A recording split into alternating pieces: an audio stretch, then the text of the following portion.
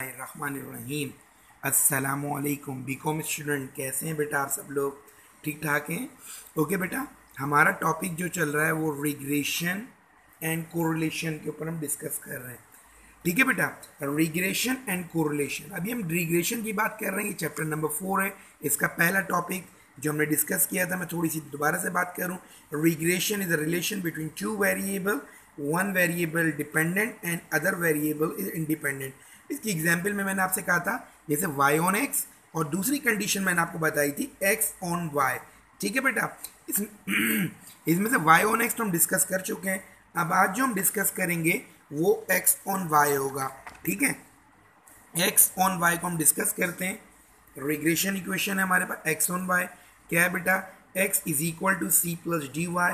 कहते हैं in this equation c जो है इसका कॉन्सोनेंट है और d जो है इसका कोफिशिएंट है, y इंडिपेंडेंट वेरिएबल है और x जो है वो डिपेंडेंट वेरिएबल है।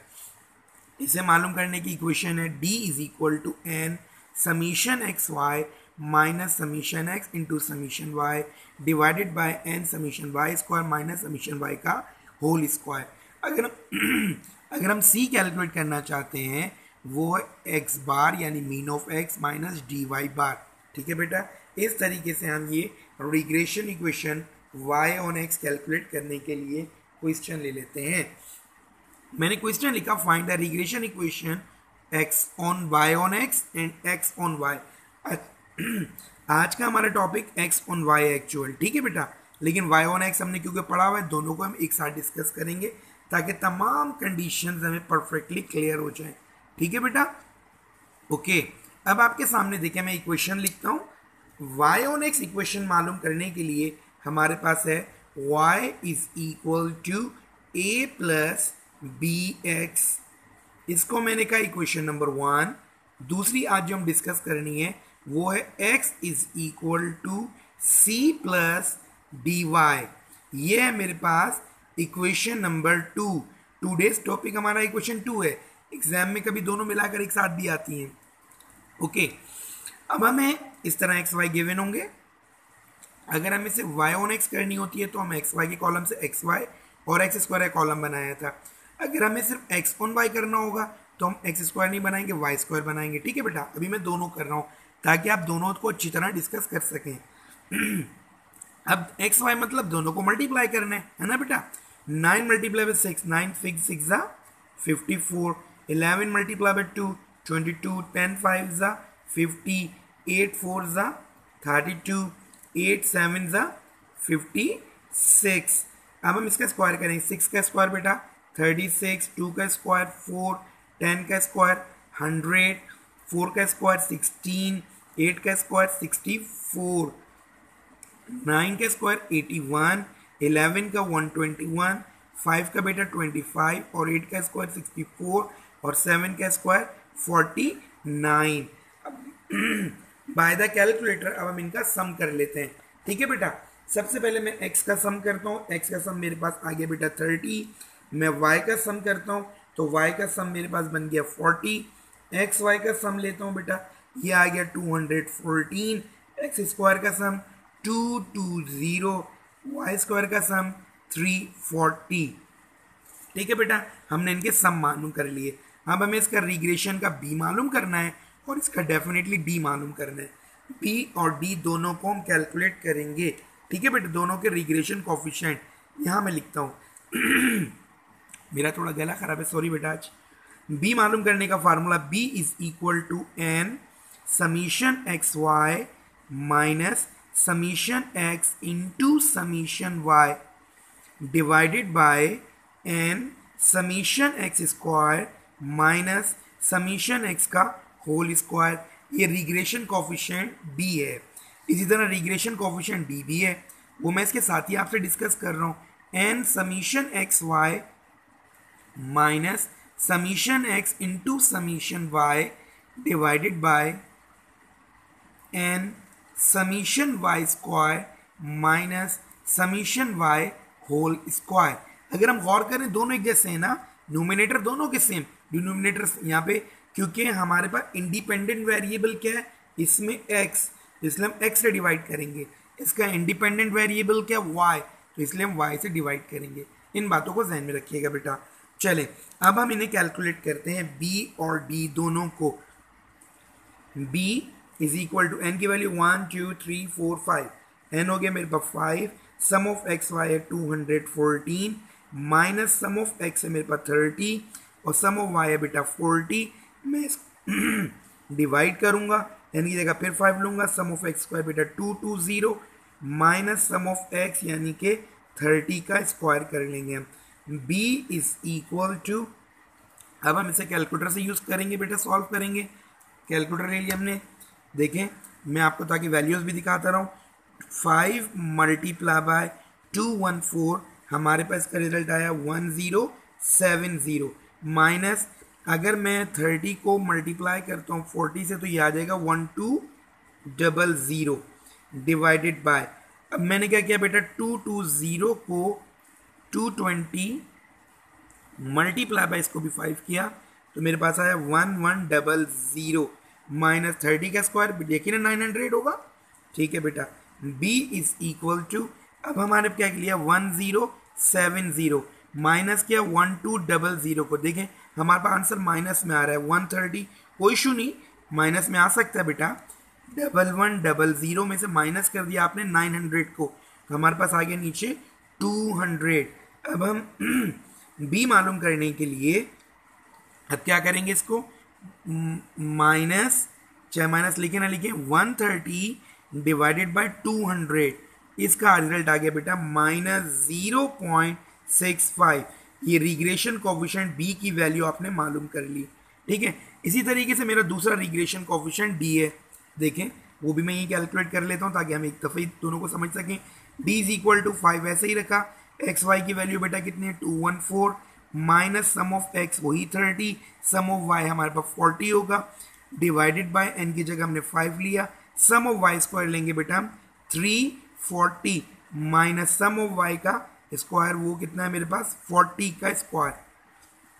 d मैं मल्टीप्लाई कर रहा हूँ, वही आंसर 1070 माइनस ऊपर 1200 डिवाइडेड बाय, अब यहाँ पर आपको 340 को मल्टीप्लाई किया बेटा हमने 5 से, तो हमारे पास आया 1700, और इसी तरीके से हम 40 मल्टीप्लाई बाय 40 कर देते हैं, स्क्वायर आ गया 1600।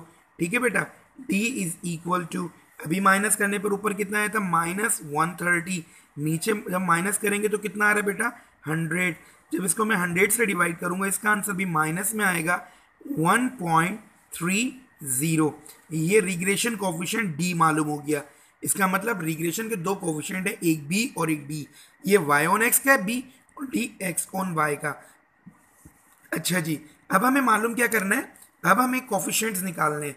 इसके लिए हमें क्या चाहिए बेटा, a कांस्टेंट इसका, उसको मालूम करने के लिए क्या चाहिए y बार माइनस bx बार, यही बात है बेटा।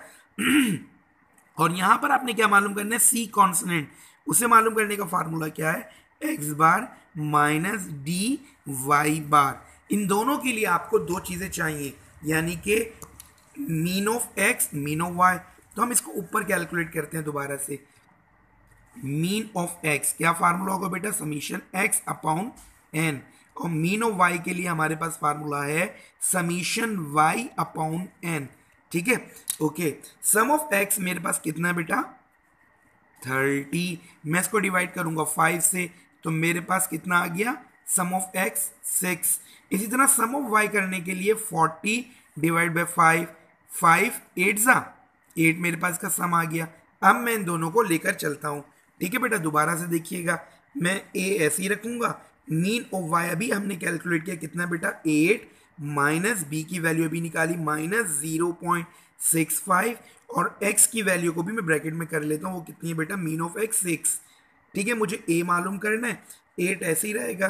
देखिए माइनस माइनस क्या होगा बेटा प्लस, मैथमेटिकल कैलकुलेट करेंगे हम इसको।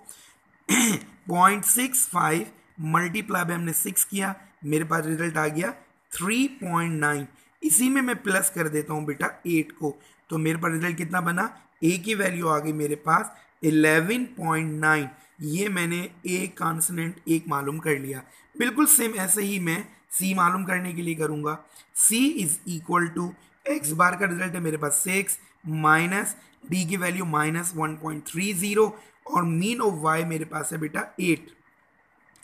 c is equal to 6 minus minus plus. अब हम क्या करेंगे इसको, देखिए बेटा 1.3 को मल्टीप्लाई कर देंगे 8 से तो मेरे पास रिजल्ट बनेगा 10.4 और मैं दोनों को प्लस कर लेता हूं तो मेरे पास 16.4 इनका रिजल्ट आ जाता है। ये c कांस्टेंट भी मालूम हो चुका है। ओके बेटा, अब मैं दोबारा से इनकी इक्वेशंस लिखूंगा, आप जरा तवज्जो रखिएगा। नंबर 1 इक्वेशन है मेरे पास y ऑन x के लिए y is equal to a plus b x. इसी तरीके से मैं इसको पुट द वैल्यू ऑफ, हम इसके अंदर इसकी वैल्यू को रखेंगे। y हमारे पास ऐसे ही रहा, इज इक्वल टू a की वैल्यू अभी हमने गेट की 11.9 प्लस b की वैल्यू माइनस में थी, मैंने ब्रैकेट ले लिया माइनस 0.65 और x ऐसे ही रहा।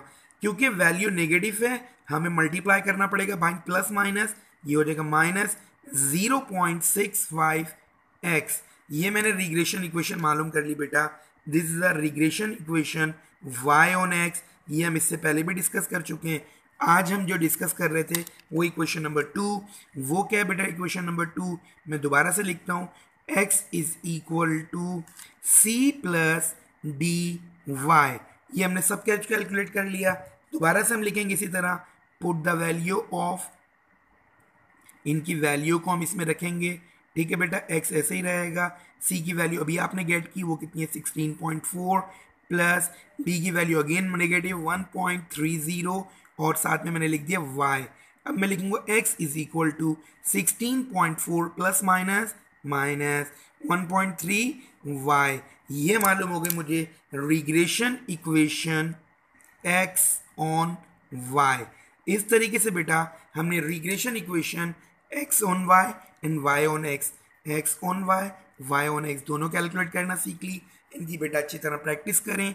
कुछ क्वेश्चंस ऐसे भी हैं जिसमें आपको डेटा कैलकुलेट करके दिया, मतलब उसमें x की वैल्यू एक्स वाई का सम और एक्स स्क्वायर का सम वाई स्क्वायर का सम, उसके लिए आपने क्या करना है, डायरेक्ट इक्वेशन लिखनी है, फार्मूला लिखना है, वैल्यूज को रखना है और आंसर निकालना है। ठीक है बेटा, इसको हम कंप्लीट कर लिए। ये regression equation x on y on x, तमाम क्वेश्चंस की आप प्रैक्टिस करें बहुत सारी बेटा, ताकि आपको परफेक्टली क्लियर हो जाए। ठीक है बेटा, इसके बाद हम अगला टॉपिक डिस्कस करेंगे, वो हमारा होगा कोरिलेशन। ठीक है बेटा, अल्लाह हाफिज़।